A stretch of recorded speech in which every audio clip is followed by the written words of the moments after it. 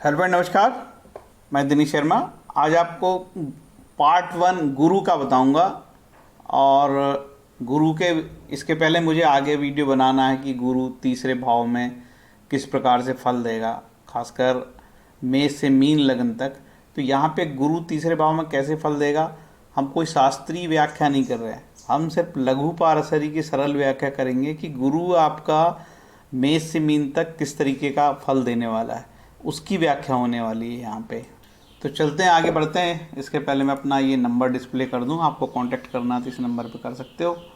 अब सीधे पॉइंट पे आते हैं कि गुरु आपकी कुंडली में किस प्रकार के फल दे। गुरु आपकी कुंडली में, आप यदि समझना चाहते हो कि यदि आपकी मेष से लेके मीन लग्न है तो गुरु आपको क्या फल देगा, इसके पहले कि हम आगे आपको बताएं, आपको ये भी बताएंगे कि जो भी सिद्धांत बताया जा रहा है उसका एक प्रैक्टिकल करके भी बताया, उदाहरण से भी बताएं। क्योंकि लघु पारसरी की व्याख्या ऐसे कह देने से किसी को पल्ले नहीं पड़ती है, ठीक है। खासकर आम जन को तो बिल्कुल पल्ले नहीं पड़ती है, लेकिन जो एस्ट्रोलॉजी में रुचि लेते हैं वो छात्र को कुछ ज़्यादा पल्ले पड़ेगी।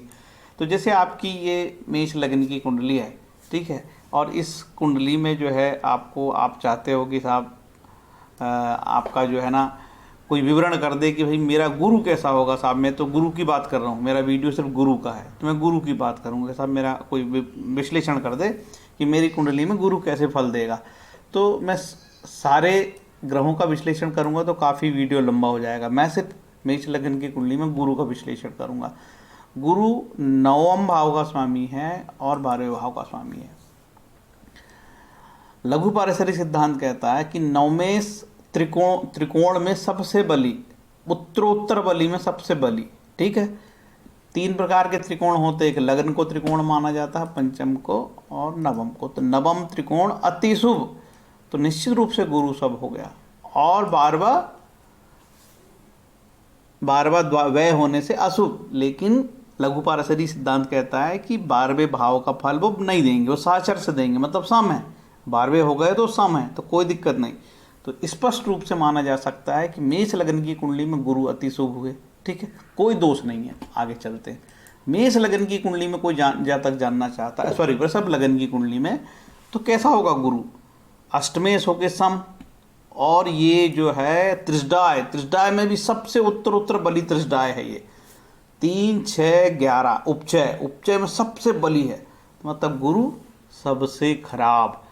इसकी अनेकों और भी पद्धति होती है इसको परखने की। केवल मैं कह दिया खराब, इसका मतलब ये खराब नहीं, मैंने तो सैद्धांतिक रूप से खराब बोला है कि अशुभ है। लेकिन कुंडली में किन परिस्थितियों में शुभ होता है वो अलग सिद्धांत है। ऐसा नहीं कि उपचय बली नहीं होता, कई बार उपचय भी बली हो जाता है, ठीक है। उसकी भी अलग अलग परिस्थिति है।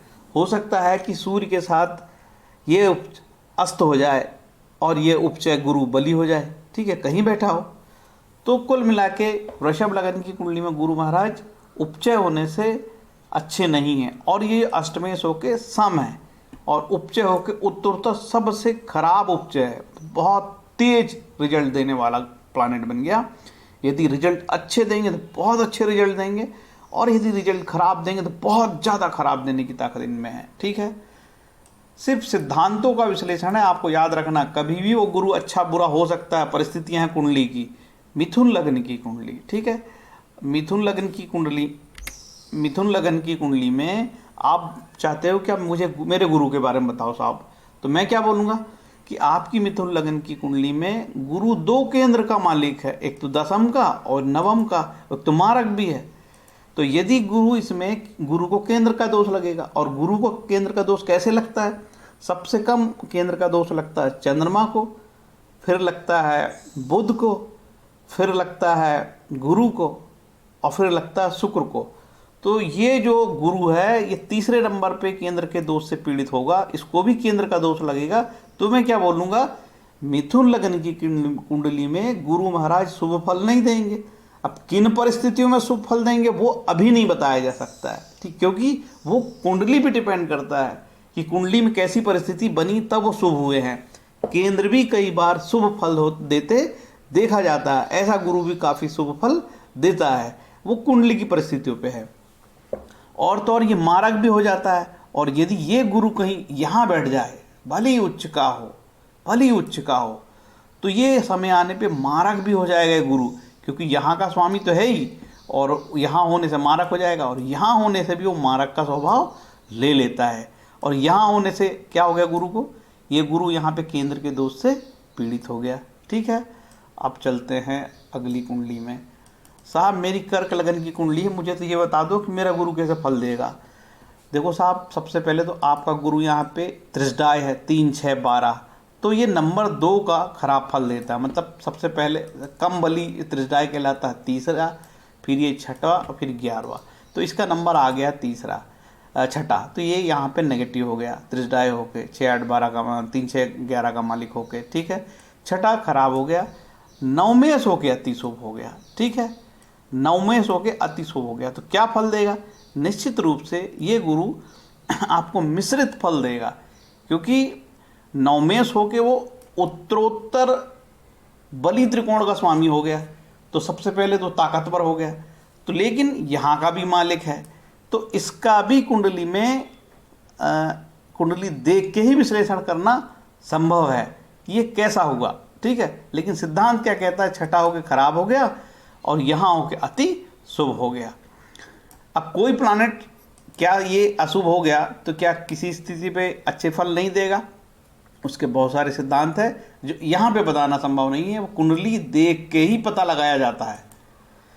अब आप बोलते हैं सिंह लगन की कुंडली है, साहब मुझे तो ये बता दो ना कि मेरा कैसा है। ठीक है साहब, सिंह लगन की कुंडली मेरी पंचमेश होके अति शुभ और अष्टमेश होके शुभ, अष्टमेश होके न्यूट्रल सम हो गया, तो क्या फल देगा, गुरु देगा यहाँ पंचमेश के फल। ठीक है, मैं कह सकता हूँ सिंह लगन की कुंडली में गुरु महाराज अच्छे फल देंगे, क्योंकि अष्टमेश होने से ये सम हो जाते हैं। यहाँ ये अष्टमेश होके वो अपनी परिस्थिति अनुरूप फल देते हैं, जहाँ जैसे बैठते हैं वैसे फल देते हैं। ठीक है, तो मैं कहूँगा कि सिंह लगन की कुंडली में गुरु महाराज अच्छे होंगे और पंचम भाव के फल देंगे, अष्टम के फल तो देंगे नहीं, क्योंकि सम हो गए हैं, न्यूट्रल हो गए हैं।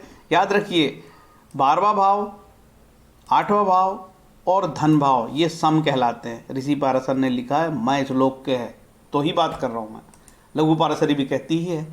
कन्या लगन की कुंडली, कन्या लगन की कुंडली में 2 केंद्र के मालिक हो गए गुरु, और ये बिल्कुल अशुभ हो गए। ठीक है, और यदि गुरु यहाँ बैठ गया तो ये गुरु मारक भी हो गया, यहाँ पे गुरु। ठीक है, यहाँ पे भी गुरु को केंद्र का दोष लगेगा। ठीक है, तो केंद्र के दोष से पीड़ित हो गए गुरु, ऐसे गुरु शुभ रिजल्ट देते नहीं पाए गए हैं।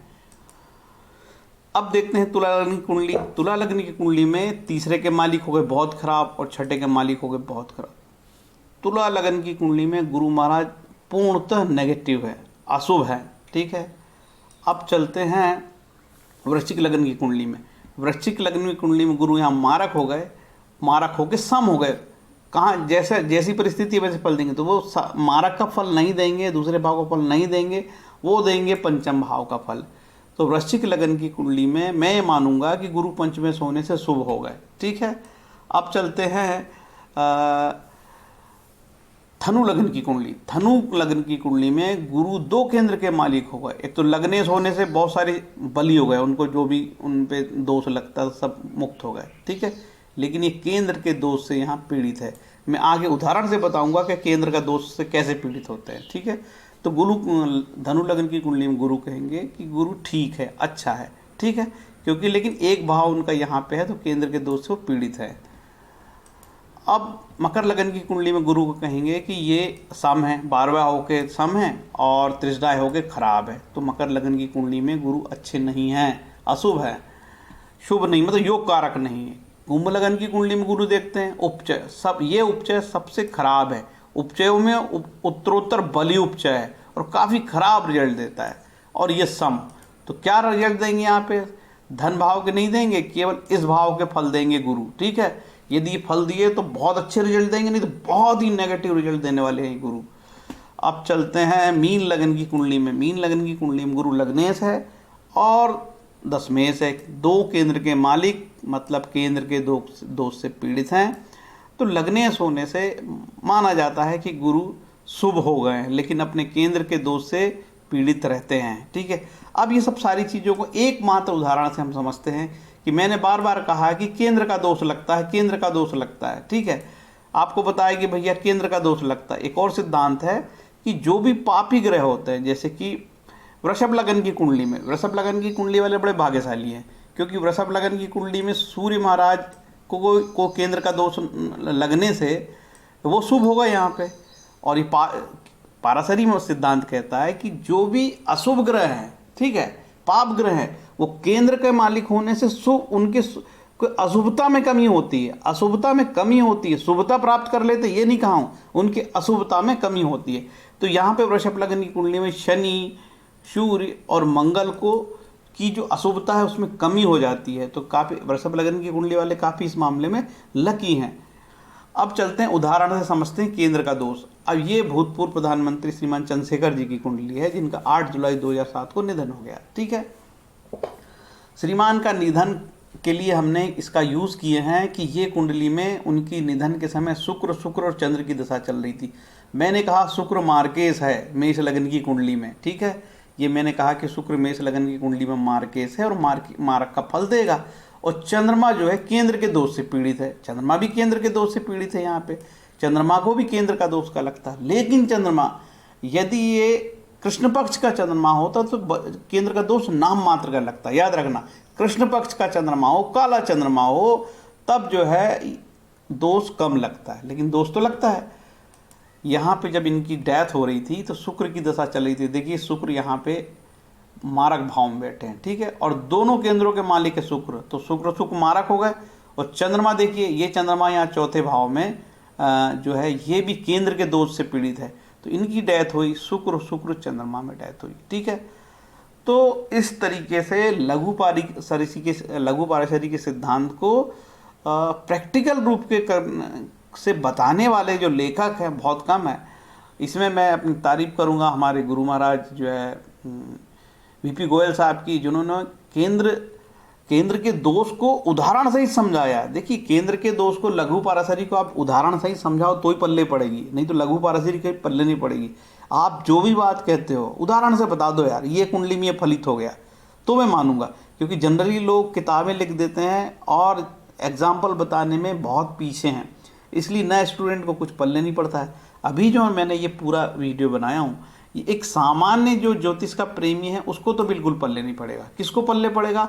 जो ज्योतिष के लर्नर है, जो ज्योतिष से प्यार करने वाले हैं, जो ज्योतिष को जानते हैं, जो ज्योतिष सीख रहे हो और वो काफ़ी समय लगाते हैं, श्रम साध्य काम है तो ज्योतिष का, उन लोगों को ये आज का ये जो मेरा वीडियो है काफ़ी पसंद आएगा। और ये जो है मेरा साफ सुथरा है, 17 अप्रैल 1927 6:51 बलिया यूपी का जन्म है चंद्रशेखर जी का।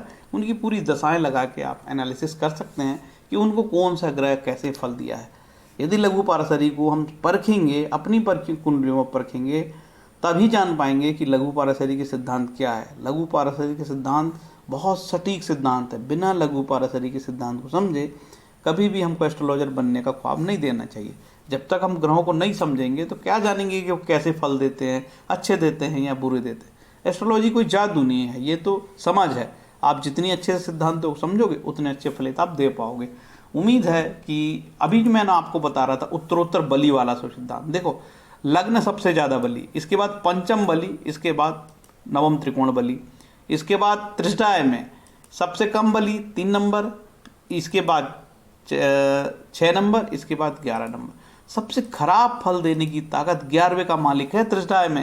यदि अच्छे फल देगा तो बहुत अच्छे फल देगा, बुरे देगा तो बहुत खराब देगा, क्योंकि त्रिष्ठाय भी कई बार सिद्धांत से अच्छा हो जाता है।